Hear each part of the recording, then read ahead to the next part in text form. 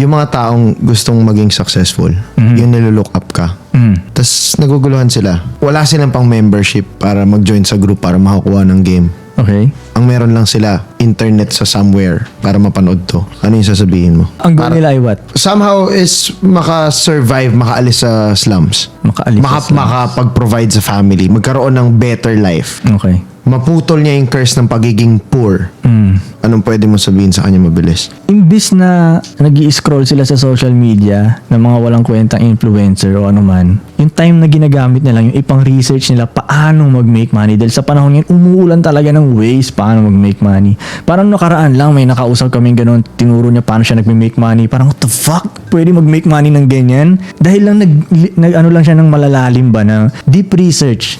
Kahit yung 30 minutes ka mag-ano ng TikTok, manood ka ng mga babae dyan na sumasayaw. Kung ginamit mo yung 30 minutes na yun para mag-research ng mga pang nerd shit kung paano mag-make money gamit lang yung internet, makaka-make money ka talaga. Umuulan talaga ng ways paano mag-make money. So yung ibang tao kaya yung mga nagbabash-bash sa akin, isipin mo kung ginamit na lang nila yun para mag-research paano mag-make money, ano sila? Magkakapera sila. Ibig na buong araw sila nag-aabang ng maliko. Maghanap ka ng ways paano mag-make money. Andito na lahat. Hindi katulad nung panahon ko dati, tangina encyclopedia.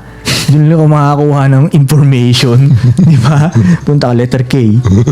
Di ba? Ganon. Ito nandito na lahat eh. So wala nang rason para hindi mag-make money ngayon. Ano pa bang rason mo? Hindi ka na lang gumalaw. Hindi ka nag-research. Kasi yung tanga nga, may mga 14 years old nga ngayon na milyonaryo eh. Yeah. Ano pang rason talaga para hindi ka magkapera? Nakakapagtaka talaga eh, ba't wala kang pera? Umuulan na ng ways ngayon. Yung mga deprived, yung mga mahirap talaga, yung sobrang daming rason. Paano? Rason lang ang meron sila. Talaga? Kasi nakakita ka rin naman talaga naggaling sa slums na tao na yumaman eh. Wala ka talagang palusot eh. Kung may nakita kang gano'n, walang palusot mo. Nagrarason ka lang eh. Oo din. Diba? Hindi ka lang naghalungkat. Tamad ka lang. Basically, gusto mo lang bumaba dun sa comment section. Tinan mo, sino tong bagong magkaaway? Ano to? Nag-break si ganito. Ganyan. Shampoo reveal. Isipin mo, nag-type siya ng shampoo reveal doon. Kaputang yun ang pinanap. Sinerch siya ng Sinerch niya, nag-search siya gano'n, paano magbenta ng shampoo. Mali mo, gano'n na yung sinerch niya. Pero gano'n pa siya, kalamansi. Importance of using your time wisely talaga. At ito, yung paggamit mo nito.